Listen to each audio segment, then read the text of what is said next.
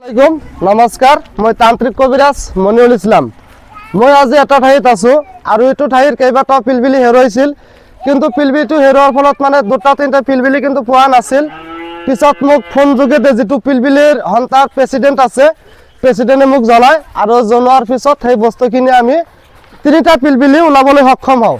তো গতিকে ৰাইজ সেনেকুৱা যদি আপোনালোকৰ কিবা অসুবিধা থাকে আপোনালোকে মোৰ লগত যোগাযোগ কৰিব পাৰে। আৰু পোনে পোনে আহিছোঁ আমাৰ যিটো পিলবিলি সন্তাৰ প্ৰেচিডেণ্ট আছিল তাৰ ওচৰত।